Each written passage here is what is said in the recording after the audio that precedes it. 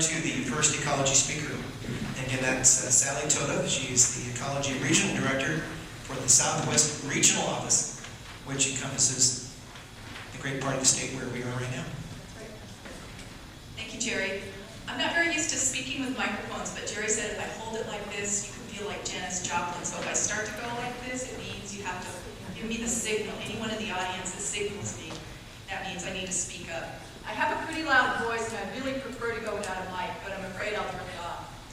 I want to start out by thanking everyone for being here tonight. I know this is a time of year when there's plenty of other things that you may rather be doing, and being here tonight really shows your interest and commitment to looking at long-term water management in the Quilcene Snow Watershed Basin. So thank you for being here tonight, giving us the opportunity to share with you where we're at with a redesigned proposal for water management for an in-stream flow rule. I also want to thank and acknowledge those of you tonight who've been working. I was asking Ian a little bit before the meeting started. Some of you have been working since about 1990 on water management in cooperative and collaborative ways. And for all the times that you've spent that has been attending meetings, going to workshops, talking to folks, through emails, phone calls, or interviews, whatever they might be. Thank you for that investment, because much of that is adding up to what has helped us come back tonight with a redesigned water management proposal. My name is Sally Toteff, and I'm a new regional director for the Department of Ecology, and as Jerry alluded, I get the great chance to work in this really wonderful part of our state. I get to work with the 13 counties of the Olympic Peninsula down to the lower Columbia River, over to the Cascades to Skamania County, and then up the Cascades to Pierce County. And it's really one of the most spectacular places here, I think, in our continent, if not the country. And here in Jefferson County, to me, I spent a lot of time in my 20s and 30s recreating on your trails, backpacking and hiking, and sea kayaking your shorelines, and eating at some of your great restaurants like the Ajax, which is one of the places I like to go. And I actually had the chance to get married on Marrowstone Island, which was a distinct decision to marry up here, because my husband and I both really enjoy and appreciate what we have in your surroundings. I remember the day that we walked into the Jefferson County Courthouse to get our wedding license, and I don't know if any of you have ever had sort of cold feet, but I think both of us were. And as we were at the counter, saying, okay, yeah, we'd like to get a marriage license, the kind woman behind the counter looked at us, and she said, oh, so, well, you guys are going to, I'm sure, have a good, long, successful marriage. And I think my husband-to-be said, well, what's the special recipe? What do you suggest we need to do? And she said, don't go to bed mad. You might miss some sleep and some long nights, but don't go to bed mad.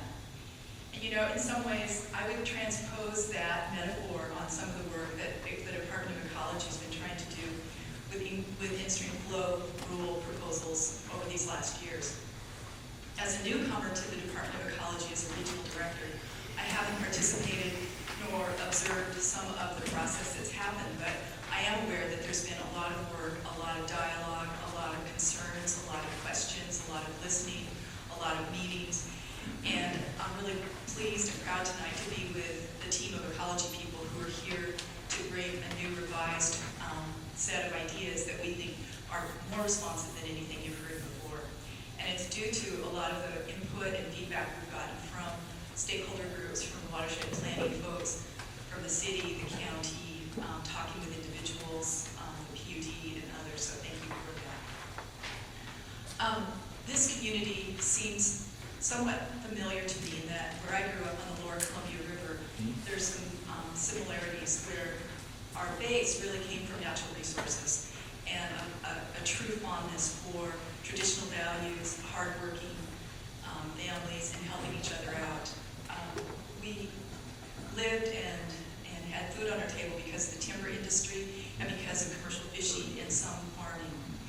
And as things changed over the years, in the 80s and the 90s, the loss of work through the timber industry and fishing, our community changed a lot. We had to adapt to what was happening in the economy. We had to adjust to lots of people moving out of town, some families tightening up and helping each other out in ways that really showed the true commitment to small town values. One thing that I've also noticed, that one one stoplight that we had in our town was taken away during those years. But in the late 1990s and the early 2000s, our community started going through a transition, and I think maybe some of your communities here in Chimacum, Wilsine, and Fort Townsend experienced some of those same things, which is you had longtime families, several generations deep, meeting new people coming in with ideas and perspectives, and ideas that sometimes were compatible, but sometimes introduced collisions of values. And yet, in my town, as I watched this happen, as some of my family still lives there, is that there was decisions to keep working through the change and take advantage of what could be gleaned out of that kind of change and grow the community in a way that made sense.